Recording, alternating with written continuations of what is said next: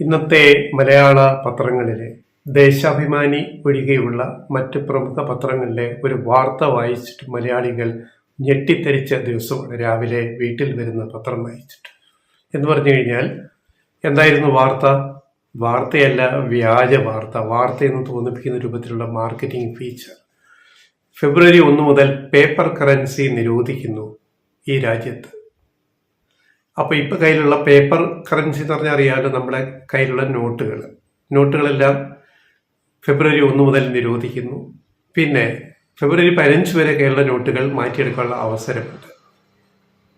അത് 2006 അന്ന് പ്രധാനമന്ത്രി നരേന്ദ്രമോദി ഒരു മുന്നറിയിപ്പും ഇല്ലാതെ ചെയ്ത രാത്രി പ്രഖ്യാപനം ഓർക്കുക. നവംബർ 8, 2016 2 പേപ്പർ കറൻസി നിരോധിച്ചു. അന്ന് നോട്ട് നിരോധനം എല്ലാവർക്കും അറിയാം. 1000-ൻ്റെയും ഈ പറയുന്ന 500-ൻ്റെയും നോട്ട് നിരോധിച്ചിട്ട് പകരം പുതിയ 500 നോട്ടും പുതിയ 2000 നോട്ടും പുറത്തിറക്കിയ സംഭവം. അതിൻ്റെ പരിണത ഫലം പിന്നീട് ഈ രാജ്യം അനുഭവിച്ചു. കള്ളപ്പണം കണ്ടെത്താനും അത് നിർമ്മാർജ്ജനം ചെയ്യാനും നടപ്പാക്കിയ പരിപാടി എന്നാണെന്ന് അദ്ദേഹം പ്രധാനമന്ത്രി അതിനെ വിശേഷിപ്പിച്ചത്. പക്ഷേ സംഭവിച്ചെന്തായി? റിസർവ് ബാങ്കിന്റെ കണക്ക് പ്രകാരം പിന്നീട് നോക്കുമ്പോൾ നിരോധിച്ച ഈ നോട്ടുകൾ അതിൻ്റെ 99% റിസർവ് ബാങ്കിലേക്ക് തിരിച്ചെത്തി ബാങ്കുകൾ മുഖേന. എന്ന് പറഞ്ഞാൽ കള്ളപ്പണം നിരോധിക്കുന്ന ഈ നടപടി പരാജയപ്പെട്ടു പോയി എന്ന് വ്യക്തമാക്കിയ സംഭവമാണ്. പെട്ടെന്ന് മനസ്സിൽ നമ്മുടെ നാട്ടിലെ ജനങ്ങൾക്ക് അത് ബോധ്യം വരും. മോദി അന്ന് അങ്ങനെ ചെയ്തല്ലോ, ഇന്ത്യയുടെ പ്രധാനമന്ത്രി.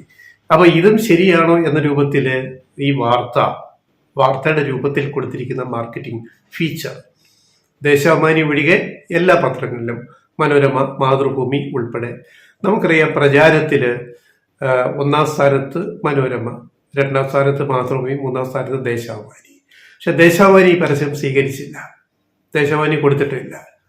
മറ്റെല്ലാ പത്രങ്ങളും, കേരളകൗമുദി, മാധ്യമം തുടങ്ങി ബാക്കി എല്ലാ ചെറുകിട പത്രങ്ങൾ വരെ ജാക്കറ്റ് പരസ്യം, ഒരു ഫുൾ പേജ് ജാക്കറ്റ് പരസ്യം കൊടുത്തതിന് എത്ര ലക്ഷം രൂപയായിരിക്കും പരസ്യ വരുമാനമായിട്ട് ഈ സ്ഥാപനങ്ങൾക്ക് കിട്ടിയിരിക്കുക. ഇവിടെ പറഞ്ഞു വരുന്നത് മാധ്യമധർമ്മം എന്നൊരു സാധനമുണ്ട്.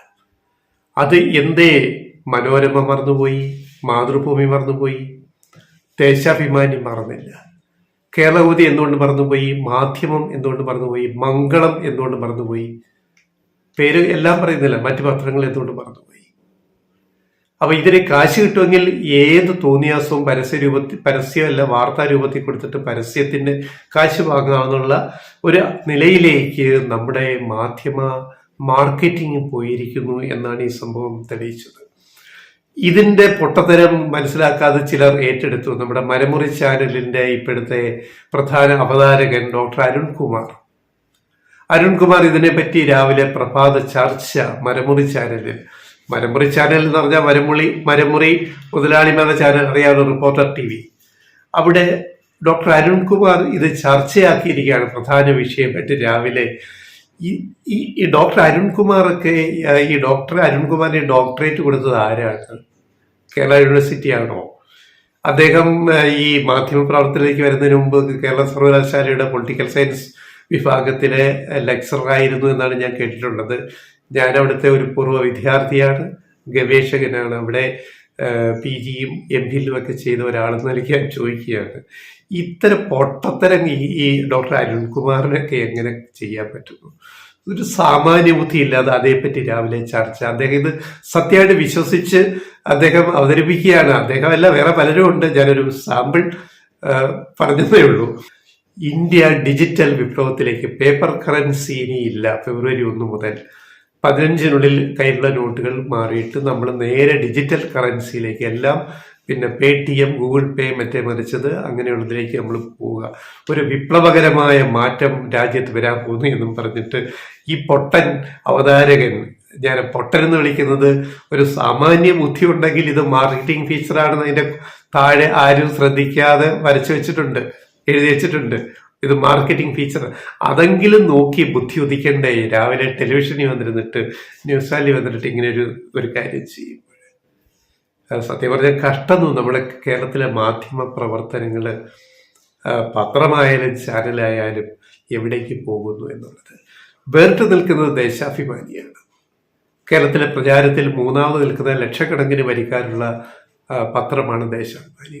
പാർട്ടിയുടെ മുഖപത്രമാണ്, സംശയമില്ല. പക്ഷേ ദേശാഭിമാനി പോലും ഈ കാശിന് പിന്നാലെ പോകാതെ ദേശാഭിമാനി അതിൻ്റെ വ്യക്തിത്വം കാണിച്ചു എന്നുള്ളത് നമ്മളിവിടെ മറക്കരുത്.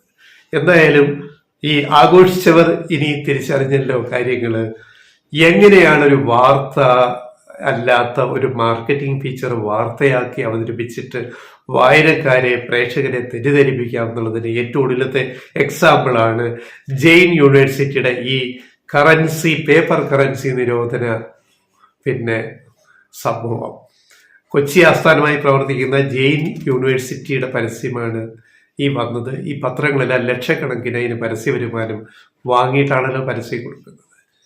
ഇങ്ങനെയാണോ മാധ്യമപ്രവർത്തനം ചെയ്യേണ്ടത്? ഈ പത്രങ്ങളുടെ മനോരമ, മാതൃഭൂമി ഉൾപ്പെടെ മാർക്കറ്റിംഗ് തലപ്പത്തിരിക്കുന്നവരോട് ആ മാനേജ്മെന്റ് ഇങ്ങനെ ഒരു സംഭവം എന്തിനാ ചെയ്തതെന്ന് ചോദിക്കാനെങ്കിലും തയ്യാറാകുമോ? നമ്മുടെ മനോരമയുടെ മുതലാളിമാരും നമ്മുടെ മാതൃഭൂമിയുടെ മുതലാളിമാരും മറ്റ് കേരളകൗമുദി ഉൾപ്പെടെയുള്ള മറ്റ് മാധ്യമം ഉൾപ്പെടെയുള്ള പത്രങ്ങളുടെ മുതലാളിമാരും അതിന് തയ്യാറാകുമോ എന്നാണ് ഞങ്ങൾക്ക് ലെഫ്റ്റ് വോയിസിന് വളരെ ലളിതമായിട്ട് ചോദിക്കാറുള്ളത്. ഇതാണോ നിങ്ങളുടെ മാധ്യമ ധർമ്മം? അപ്പോൾ ഇപ്പം പറയേണ്ടി ഒരു ദേശാഭിമാനിയെ കണ്ടു പഠിക്കൂ എന്ന് പറയേണ്ടി വരുന്നത് എന്തുകൊണ്ടാണ്? ഡോക്ടർ അരുൺകുമാർ ഉൾപ്പെടെയുള്ള ടെലിവിഷൻ പ്രതിഭകളോടും ഈ മനോരമ, മാതൃഭൂമി പത്രത്തിലിരിക്കുന്ന പ്രമുഖരോടും ഞങ്ങൾക്കുള്ള ചോദ്യമാണ്. ഇതാണോ നിങ്ങളുടെ ലൈൻ? എന്താണ്? ഇങ്ങനെയാണോ നിങ്ങൾ മാർക്കറ്റിംഗ് ചെയ്യേണ്ടത്? മാർക്കറ്റിംഗ് ഫീച്ചറിനെ വാർത്തയാക്കി അവതരിപ്പിക്കുമ്പോൾ എന്തുകൊണ്ട് നമ്മുടെ ധർമ്മം, മാധ്യമധർമ്മം അവിടെ പാലിക്കുന്നില്ല എന്നുകൂടി ദയവ് ചെയ്ത് ഒന്ന് ചിന്തിക്കുന്നത് നന്നായിരിക്കും.